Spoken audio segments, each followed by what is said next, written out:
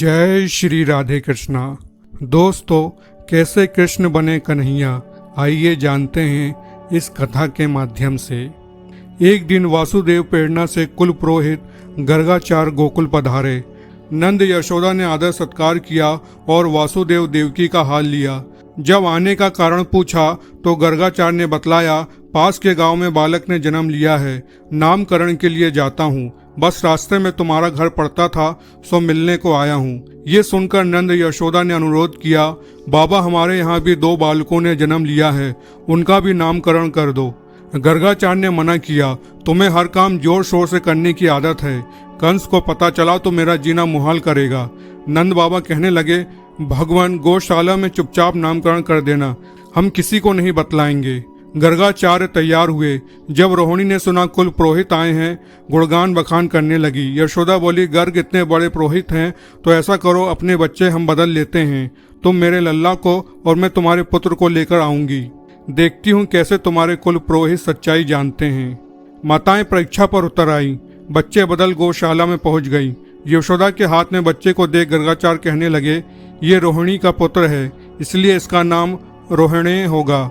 अपने गुणों से सबको आनंदित करेगा तो एक नाम राम होगा, और बल में इसके समान कोई नहीं होगा तो एक नाम बल भी होगा, मगर सबसे ज्यादा लिया जाने वाला नाम बलराम होगा। ये किसी में कोई भेद नहीं करेगा, सबको अपनी तरफ आकर्षित करेगा तो एक नाम संकर्षण भी होगा।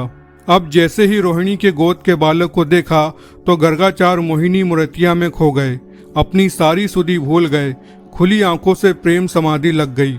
गर्गाचार्य बोलते थे, न हिलते थे, न जाने इसी तरह कितने पल निकल गए। ये देख बाबा यशोदा घबरा गए, हिलाकर पूछने लगे, बाबा क्या हुआ, बालक का नामकरण करने आए हो, क्या ये भूल गए? ये सुन गर्गाचार्य को होश आया और एकदम बोल पड़े, नंद तुम्हारा बालक कोई साधारण इंसान नहीं, ये कहते हुए जैसे ही उन्होंने अंगुली उठाई तभी कहना ने आंख दिखाई। कहने वाले थे गर्गाचार्य, ये तो साक्षात भगवान हैं।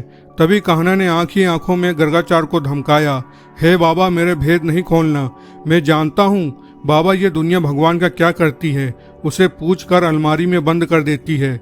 मैं अलमारी में बंद होने नहीं आया हूँ, मैं तो मक्खन मिश्री खाने आया हूँ, माँ की ममता में खुद को भिगोने आया हूँ। अगर आपने भेद बतला दिया तो मेरा क्या हाल होगा, ये मैंने तुम्हें समझा दिया है। मगर गर्गाचार्य नहीं मान पाए। जैसे ही दोबारा बोले, ये तो साक्षात, तभी कहना ने फिर धमकाया, बाबा मान जाओ, नहीं तो जुबान यहीं रुक जाएगी और अंगुली उठी की उठी ही रह जाएगी। ये सारा खेल आंखों ही आंखों में हो रहा था। पास बैठे नंद यशोदा को कुछ न पता चला था। अब गर्गाचार्य बोल उठे, आपके इस बेटे के नाम अनेक होंगे, जैसे जैसे कर्म करता जाएगा वैसे नए नाम होते जाएंगे, लेकिन क्योंकि इसने इस बार काला रंग पाया है इसलिए इसका नाम कृष्ण होगा। इससे पहले ये कई रंगों में आया है। मैया बोली, बाबा ये कैसा नाम बताया है, इसे बोलने में तो मेरी जीभ चक्कर खा गई, कोई आसान नाम बतला देना। तब गर्गाचार्य कहने लगे, मैया तुम इसे कन्हैया, कान्हा, किशन या किसना कह लेना। ये सुन मैया मुस्कुरा उठी और सारी उम्र कान्हा कहकर बुलाती रही। जय श्री राधे कृष्णा।